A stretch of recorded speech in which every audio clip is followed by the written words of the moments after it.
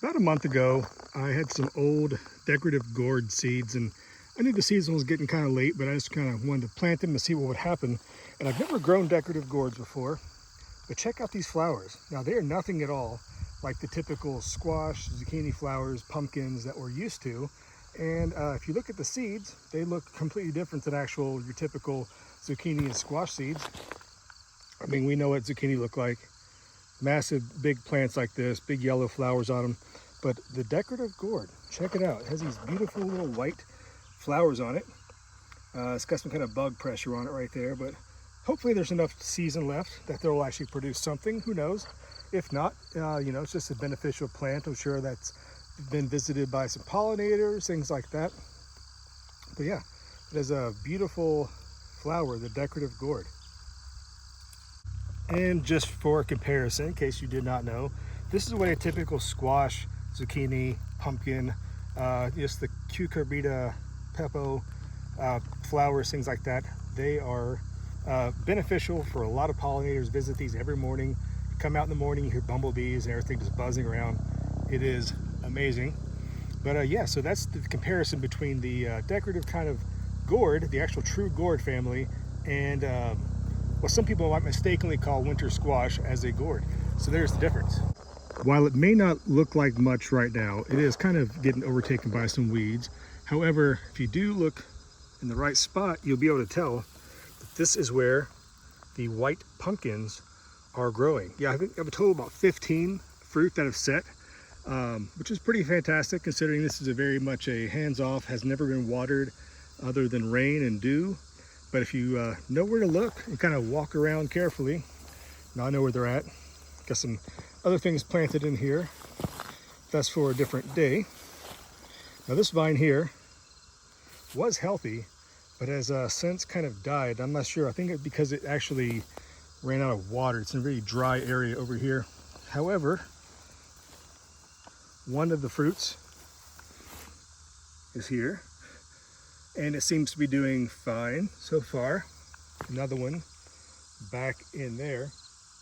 But yeah, these pumpkin vines, they were so happy and so healthy when it was raining all the time, and it just got so hot and so dry that it's really taking a toll on them. And pumpkins require a lot of water to produce fruit. So without any rain for the foreseeable future, these pumpkins really haven't grown much. They're still alive. I mean, another one here. There's a couple here. That one's on the right. It's kind of weird looking shape. So I don't know what's going to come of that, but they have not moved or grown in a very long time. So until I get some irrigation up here, which will be in the spring of next year, it's going to be kind of hard to supplement the water. But I was really hoping this year that they would produce something. And here's another one here. This is new. I knew there was one. See all these little carpet tiles right here? I tried to place the pumpkins on that to keep them off the ground. This one here does not have a tile under it. So that one, I guess, was growing in the weeds and set itself. So that's another surprise. I found a couple of those so far today. But again, pumpkins, it's kind of hard to weed around them. So the pumpkin patch does get a little bit weedy. And I think in a way that actually helps conserve moisture with the actual added layer of the grasses and things such as that. It's pretty neat. But let me show you a different kind of squash I have growing over here on the other side near the tomato patch. They're different. I'll leave it at that. This, ladies and gentlemen, is what a pumpkin patch should look like. If you watch my earlier spring videos where I thought this would be a good idea for my pumpkin area, stays a little more damp, a little cooler over here, not quite as dry as it was in the other side there. But before I get too far into talking about the details of this plant, let's see if I can catch this little guy in here. There's still another one, I think even farther back. You can kind of see. Yep.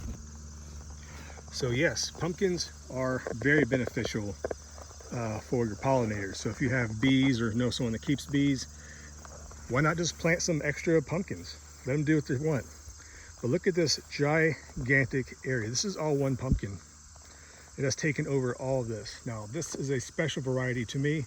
These seeds were given to me by one of my friends who actually has a Greek restaurant. He got these seeds from his uncle, I believe, in Cyprus when he went on vacation there. And these are, they get like super long. Now, I'll show you a picture of one I grew before. It was probably weighed 25 pounds, but this plant is taking off.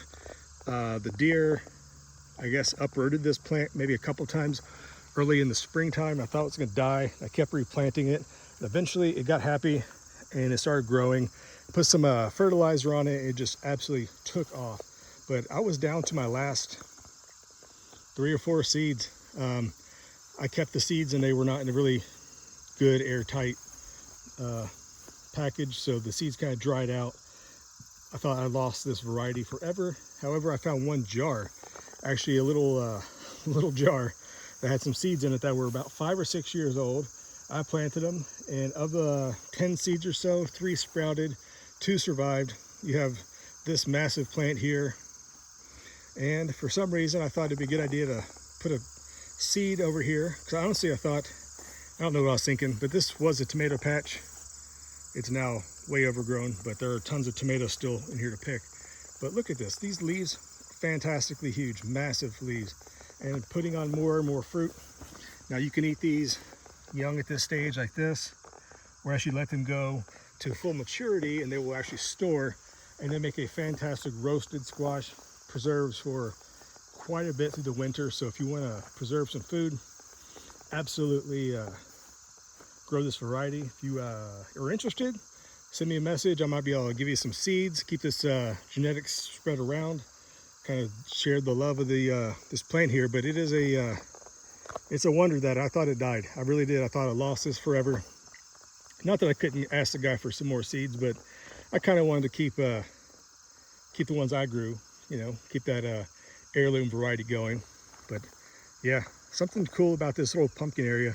Definitely next year I'm going to expand this section here, probably maybe farther back, or actually where I'm standing, kind of to your behind where I'm actually filming at right here. So this area here may actually kind of step back here. This might actually be extended and kind of dug up and then plowed a little bit, and then this could be a secondary area for these pumpkins to run, because I mean, this is a fantastic area.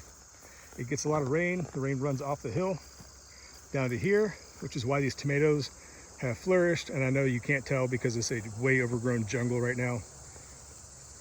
It's what it is. But yeah, I mean, something cool about that, right? With this little sunshine coming through the trees in the morning, you have the pumpkin vines, the bees buzzing. I love it.